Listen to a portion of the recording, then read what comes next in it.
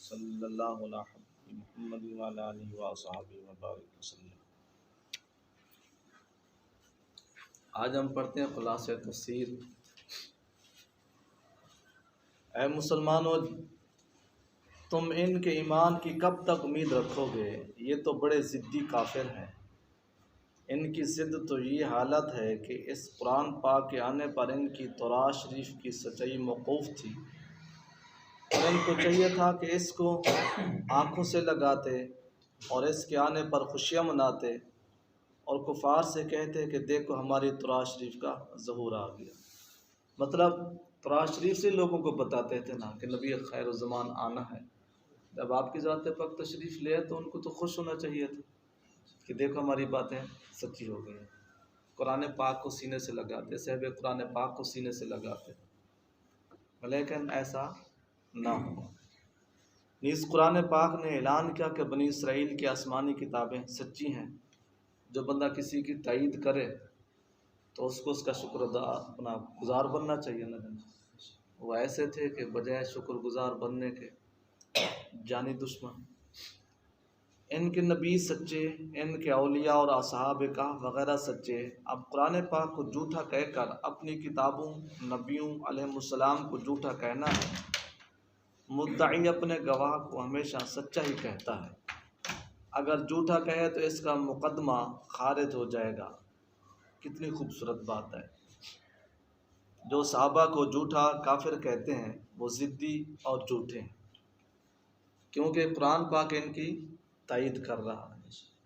تو جن کی قرآن پاک تائید کرے وہ سچے ہیں، تو قرآن پاک کی تائید کرنے والوں کی جو ضد میں آ جائے سمجھے وہ جھوٹے۔ اچھا، کیونکہ اہل بیت کے فضائل کی آیات اور احادیث انہی کی مروی ہے۔ ٹھیک ہے جناب، اگر وہ حضرات سچے نہ ہوں تو یہ آیات اور احادیث پاک بھی سچے نہ ہوں گے۔ پھر اہل بیت کے فضائل کا انکار ہی کرنا پڑے گا کہ گزشتہ کتب اور نبیوں کو برحق ماننے کے لیے قرآن پاک اور حضور علیہ الصلوۃ والسلام کو سچا مانو، اور اہل بیت کی عصمت ماننے کے لیے صحابہ علیہم رضوان کو بھی سچا مانو۔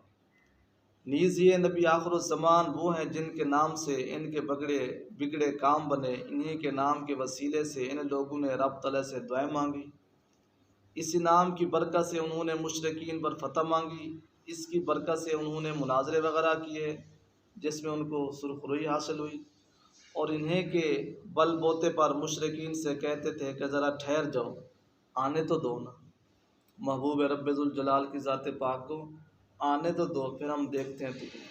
اب بھی مطلب ہے تم پر ہم غالب انہی کے صدقے سے، جب آپ آ جائیں گے تو پھر تو ایک قسم کا ہم آپ کے غلام بن جائیں گے، پھر تمہارا اثر کیسے ہو؟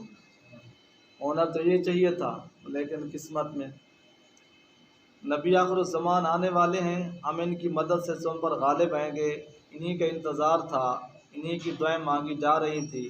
چاہیے تو یہ تھا کہ ان کے قدم دھو دھو کر پیتے اور اپنی خوش نصیبی پر فخر کرتے، مگر انہوں نے کیا یہ کہ منکر ہو کر ان کے پیچھے پڑ گئے۔ ایسے کافر پر خدا تعالیٰ کی لعنت۔ ان ضدیوں کے ایمان کی کیا امید ہے؟ ضد بہت بڑی مصیبت ہے، بہت بڑی گمراہی ہے، بہت بڑی بد نصیبی ہے۔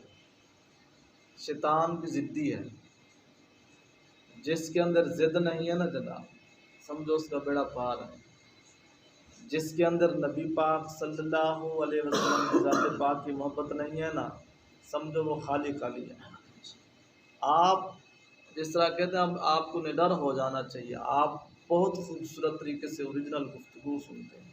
سمجھ لو جس کو نبی پاک صلی اللہ علیہ وسلم کی شریعت سے پیار نہیں ہے وہ شیطانی فعلی تو کہلوا سکتا ہے، مومن افعال والا نہیں کہلوا سکتا۔ وہ آپ کو جتنی مجبوریاں پیش کرے، جتنی پرابلم مسائل پیش کرے، شریعت ذات مصطفیٰ سے بڑھ کر کائنات میں ساری مصروفیاتیں بعد میں۔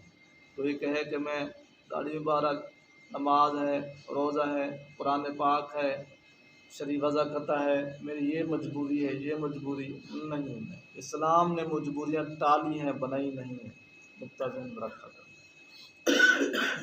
اس آیات پاک سے چند فیض حاصل ہوئے۔ اللہ تعالیٰ اللہ والوں کے وسیلے سے دعا قبول ہوتی ہے، کیونکہ رب تعالیٰ نے ان یہودیوں کے وسیلے پکڑنے کا انکار نہ کیا، بلکہ ان کے وسیلے کی تائید کی کہ یہ وسیلے سے دعا مانگتے تھے، بلکہ ان کے کفر پر لعنت کی۔ اس واسطے علی الکافرین فرمایا، نہ کہ علیہم، تاکہ کوئی یہ نہ کہے کہ وسیلہ پکڑنے والوں پر لعنت کی گئی۔ دوسرا فائدہ، حضور علیہ السلام سے پہلے آپ کی تشریف آوری کی دھوم دھام ہو چکی تھی۔ یہ نہیں کہ آپ کے زمانے مبارک سے آنے سے پہلے، بلکہ صدیوں پہلے ہر نبی کی ذات علیہ السلام تو آپ کی ذات پاک کی اعلان کی تشریف آوری کرتے رہنا چاہیے، اور اس وقت بھی حضور علیہ السلام کے وسیلے سے خلق کی حاجت روائی ہوتی تھی، جس سے معلوم ہوا جب آپ نہیں ہے تب مخلوق خدا کی حاجت روی آپ کے صدقے ہو رہی ہے، تو جب آپ گئے تو پھر سبحان اللہ، پھر تو کیا کہنا ہے۔ معتذرین حضرات اس وقت کے یہودیوں سے بھی بدتر ہیں کہ وہ تو حضور علیہ السلام کے نام کی مدد لیتے تھے، اگر آج ہم آپ کی ذات پاک کو مشکل کشا کہیں تو وہ بدعت اور شرک فتوی شروع ہو جاتے ہیں۔ آپ اندازہ لگیں پھر نظریاتی طور پر یہ کس کو کس کھاتے میں ڈالیں، اور جس طرح بزرگ کہتے ہیں ہم نے کسی کو نشانہ نہیں بنانا، باقی ترازو آپ کے ہاتھ میں ہے۔ یہودی آپ کے صدقے سے آپ کے نام نامی اس میں گرامی کو وسیلہ بنا کر مشکل اپنا قضاء حاجت اور مشکل کشا سمجھ کر اپنائے، تو امتی کلمہ پڑھنے والے جو کہیں کہ آپ کی ذات پاک کا نام جو ہے نا وہ بدعت ہے اور اسے شرک کہتے ہیں، اور کلمہ گو ہو کر اس کے وسیلے سے منکر ہیں۔ دیکھو ان کی کتاب تقویۃ الایمان، ٹھیک ہے جناب۔ کافروں پر لعنت کرنا جائز ہے، لعنت کافروں کے حق میں رحمت سے دوری ہے، اور گناہ گار مسلمانوں کے حق میں عزت سے دوری ہے۔ ہمیشہ یاد رکھیں قرآن پاک میں لعنت جھوٹوں پر کی گئی ہے۔ لعنت کی 3 اسباب ہیں، کفر، بدعت، فسق، جیسے کہہ دیتے ہیں کہ جھوٹے پر خدا تعالیٰ کی لعنت۔ لعنت کے 3 درجے ہیں، عام وصف سے لعنت کرنا جیسے کافر، بدعتی یا فاسق پر لعنت، ایک خاص وصف سے لعنت کرنا جیسے یہودی یا عیسائی یا خارجی یا زانی یا سود خور پر لعنت۔ یہ 2 قسم کی لعنتیں بہرحال جائز ہیں۔ اوپر والی یعنی جھوٹا ہو گیا، کافر ہو گیا، بدعتی ہو گیا، فاسق ہو گیا، اس پر لعنت کیا ہے؟ جائز ہے۔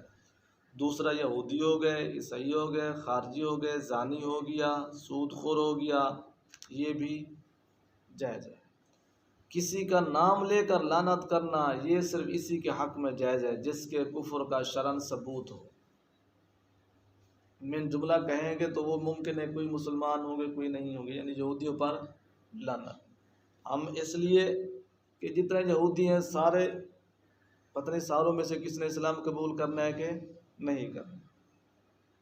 ہاں اگر کسی کافر کو، جس طرح باراک حسین اوباما ہے، اگر ہم اسی کا نام لے کر لعنت کریں گے تو پھر اس میں فقہا جو ہے نا وہ یوں بتاتے ہیں کہ کسی کا نام لے کر لعنت نہ کرو، میں بھی مرنے سے پہلے اس کو ایمان کی توفیق ہو جاتی، جس کے کفر کا شرعاً ثبوت ہو۔ جیسے ہاں یہ بات تو زندہ کی تھی، جو مر گئے ہیں ان کو پھر آپ ان کا بھی نام لے کر اس طرح لعنت کہہ سکتے ہو کہ فرعون پر لعنت ہو، کیونکہ یہ کنفرم بات ہے کہ وہ کافر ہی مرا تھا۔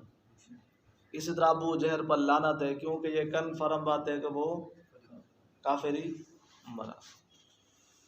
لہذا مرے بعد نام لے کر کسی کافر کو بھی لعنت جائز نہیں، کیونکہ اس کا کفر پر مرنا دلیل شرعی سے معلوم نہیں۔ حالانکہ بزرگان دین تو ہمارے اتنے تک بھی فرما جاتے ہیں بعض اوقات کہ اگر کسی کا نام لے کر بھی تم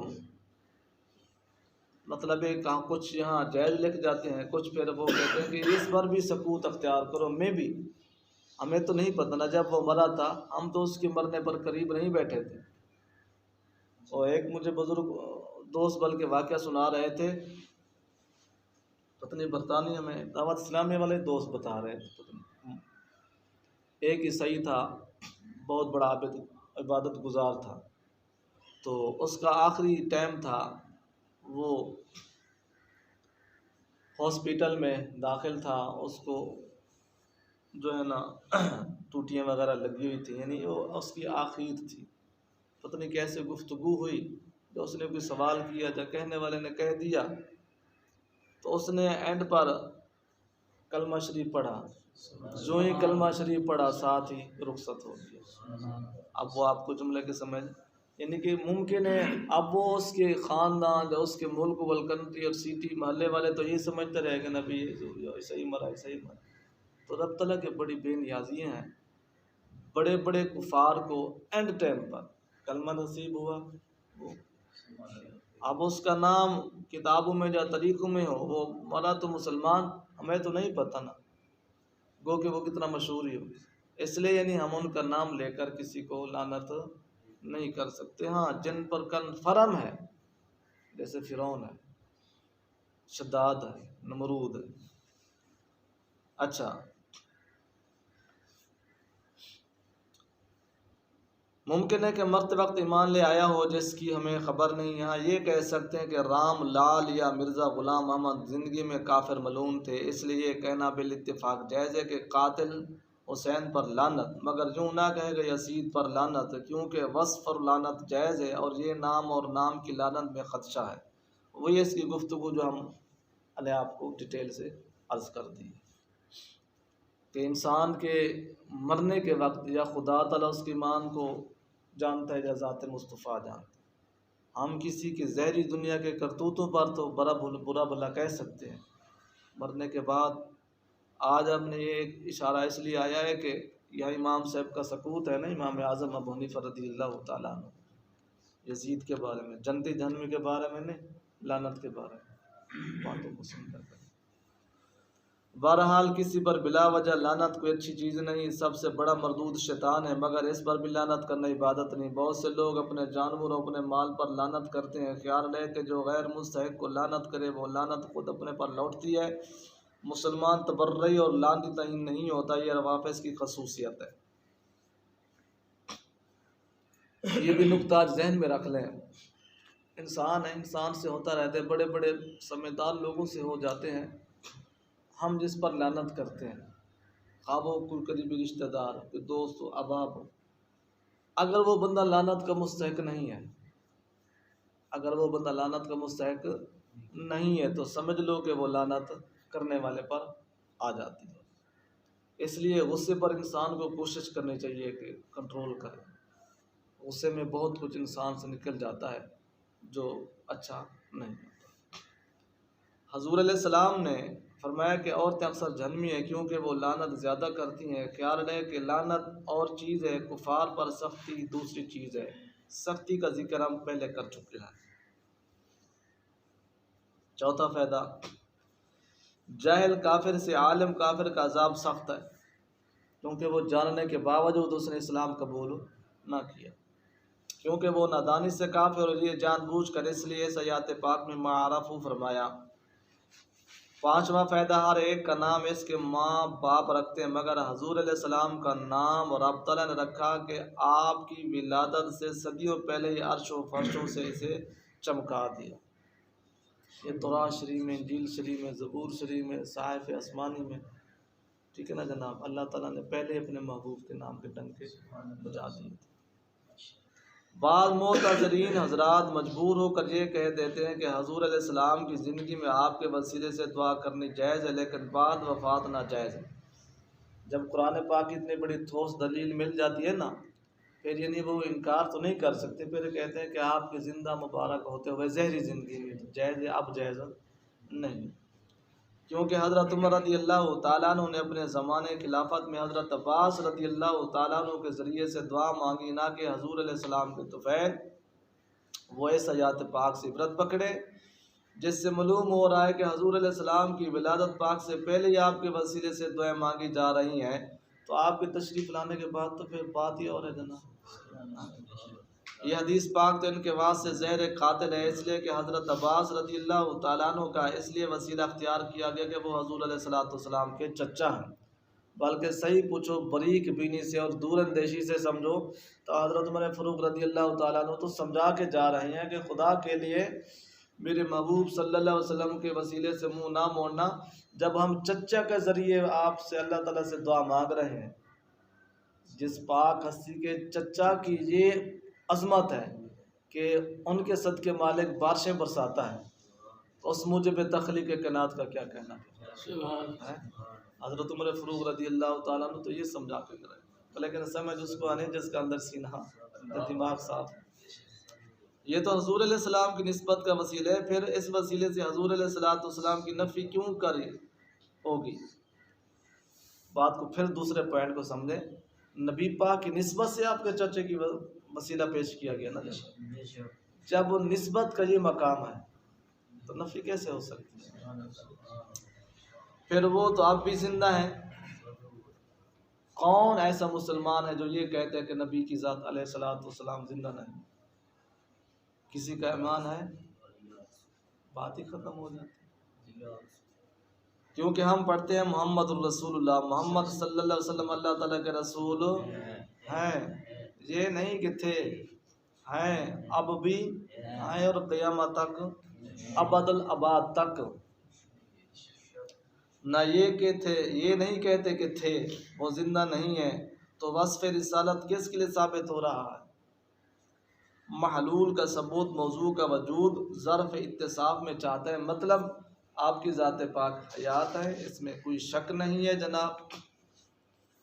آپ کے ذات پاک اللہ رب العزت کے لیے، بلکہ اللہ تعالیٰ کی طرف سے مومنوں پر، مسلمانوں پر بہت بڑا احسان عظیم ہے۔ اللہ تعالیٰ ہم سب کو قرآن پاک کی روح سمجھنے کی توفیق عطا فرمائے۔ بسم اللہ۔